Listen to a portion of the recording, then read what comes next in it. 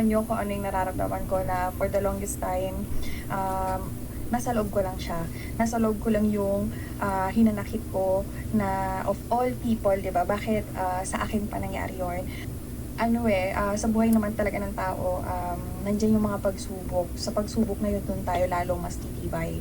So, mas naiintindihan ko ang pakiramdam ng binabash at yung dinudurog ka na, pero still kung alam mong nasa tama ka, lalaban at lalaban ka. May nag-comment kasi na hindi ko daw kasi nararamdaman ang mawalan ng kamag-anak at mahal sa buhay. Kaya nagsasalita ako ng ganito. Para sa'yo, I'm sorry for your loss, okay? First thing, okay? Pero, hindi mo rin naman naramdaman na nawalan ka ng pagkatao. Okay? Nawalan ka ng kumpiyansa sa sarili mo dahil feeling mo ang dumi-dumi mo, feeling mo wala nang kahihinat na ng buhay mo.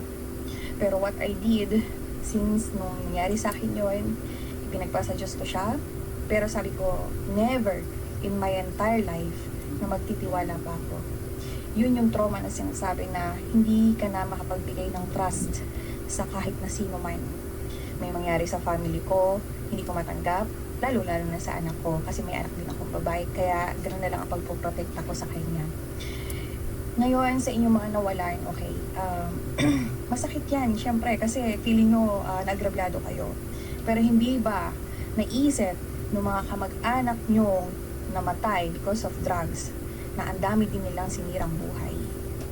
Diba? Sana naisip nila yung consequences ng kahihinatnan ng kanilang ginawa. Okay? Okay mga ka-idol, itong si Yumi Santiago ay biktima ng mga adik. Kaya ngayon matapang humarap siya sa kamera para lang ipagtanggol ang dating Pangulong Duterte sa mga ginagawang kaayusan sa ating bansang Pilipinas. Panoorin natin ito, si Yumi Santiago sa kanyang mga expose. Totoo, may nadamay na mga walang malay na tao, mga maayos na tao, yung mga walang kasalanan. Why? Yun kasi ang consequence ng ginawa nilang kapalpakan. In everything kasi na gagawin mo sa buhay mo, always remember ano ba ang maitutulong niyan na kabutihan sa buhay mo at ano ba ang magiging resulta na masama sa buhay mo. 'Di ba? Tama. Ganun lang naman yun eh.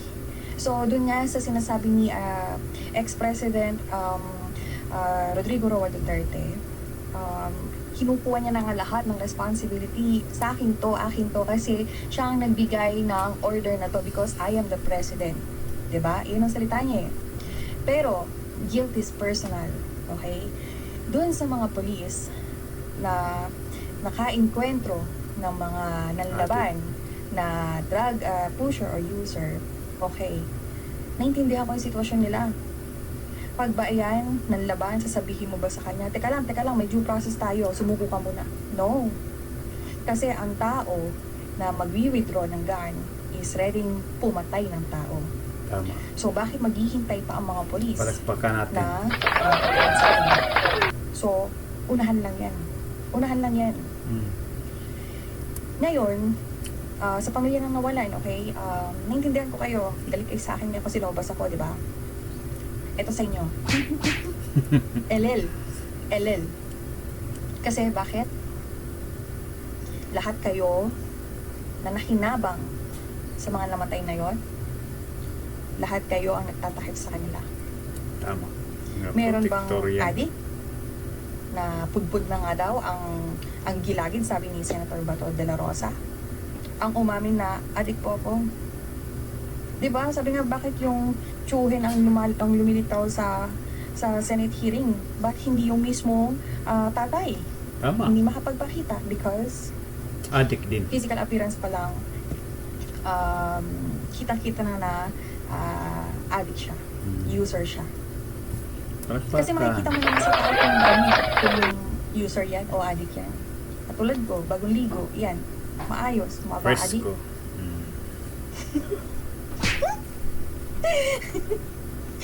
Hindi pa ako addict. Tama-tama ko nga eh. Di ako addict, okay? May comment kasi doon, sabi, addict daw ako, isa din daw ako sa user, malakas daw bigayan dito sa Bataan. Okay, doon sa nagsabi na hindi po ako addict, okay?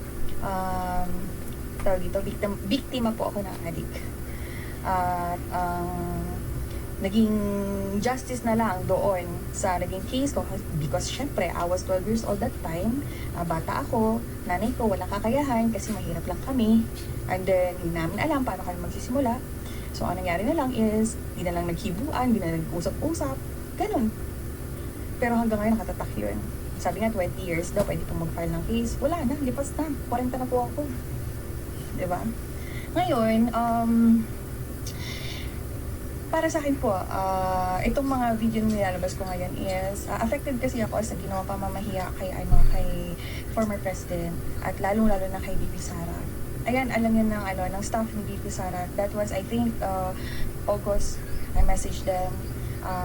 Yung simpatya ko, sabi ko nga, willing ako na financial support kahit magkano lang, di ba? Kasi yun yung kasagsagan ng paghihiring nila sa fund Budget for the government ng OBP or rather department of the OBP. So ang tuwa lang ako doon kasi ang reply ng staff ni VP Sara is mas maganda daw na personal kung itulong to sa mga taong kakilala ko na alam kong mahirap. Diba? Kung kurakot yan, kukunin nila yung pera, agad-agad sabihin ito Gcash ko.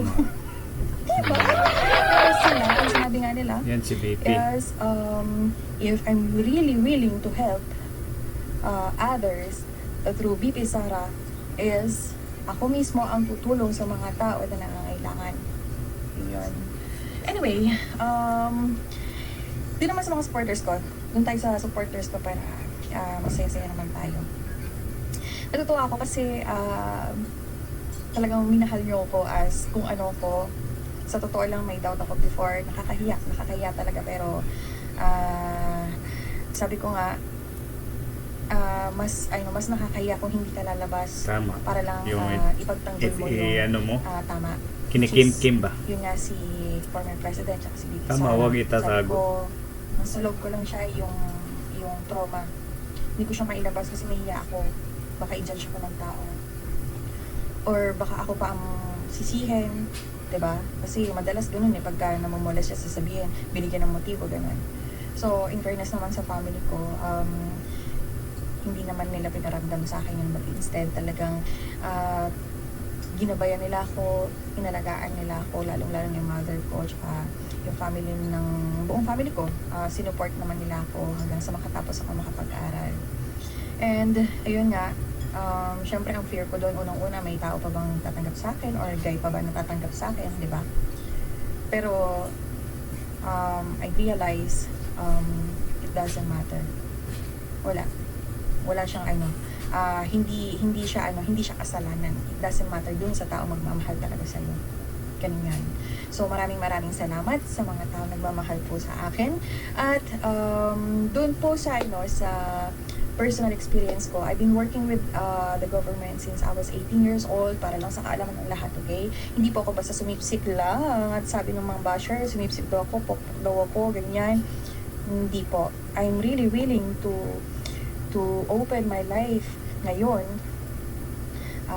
sa taong bayan para at least may isang tao na mag-stand para sa pamilyang Duterte. Yeah. Nakapasok ako before. I have my stories sa immigration, I have my stories sa mga police, I have my stories with politicians, ganyan. Kasi nagtrabaho po ako at the age of 18. Hindi po ako mayaman, kaya nagpupursige po ako magtrabaho. And finally po, ngayon po, lalo niyong pinalakas ang loob ko. Gusto ko pong i-share yung videos ko sa mga hindi pa nakakaabot na victim din ng mga drug addicts. Yun po yun. Doon po sa mga subscriber or mga nag-comment po na harinawa, inshallah na ako lumitaw daw sa hearing sa Quadcom. Pinag-isipan ko yan overnight. Okay? Hanggang sa lumitaw nga yung kay Congressman Drixie na natanggal na siya. I don't know if it's real or not. Balita lang naman sa YouTube. Sa tingin nyo ba, ako may papansin sa akin para lumitaw sa hearing at tumayo, mag-testify? Tama. Hindi natin alam. Si Cathy Binag mo, halos wala. lahat ng nasa Hindi harap pinansin. diba? Pero, ako bilang isang normal na mamamayan, ang puso ko talaga inaalay ko sa pamilyang Duterte because they gave us peace of mind sa amin ng mga ng pamilya ko. At yun yung peace of mind kasi ang hindi mabibili ng pera. And anyway, yung sa akin naman, about naman din sa sa family ko, i-share ko sa inyo kung ano yung naging buhay nila ngayon at paano na pagbago, okay? Doon naman magsimula tayo sa uncle ko. Yung uncle ko na namulat siya sa akin, hindi ko na kinakausap. Hindi na talaga. Sabi ko nga naging kapatid na lang siya ng nanay ko, pero bukod doon, wala. Respeto, wala siguro akong respeto. Dahil yung respeto na supposedly innate yun ibinibigay yun na unconditional siya mismo nagtanggal nun sa akin. Sa father ko naman, alhamdulillah rabbil alamin, ya Rab, talaga yun ang pinagpapasalamat ko na nagbago po yung father ko, and awa po ng Diyos talaga ngayon nasa Amerika na po siya at maayos po siyang katrabaho sa isang kumpanya sa Las Vegas. Doon naman sa mga tito ko, may edad na rin po sila at every week dinadalaw ko po sila.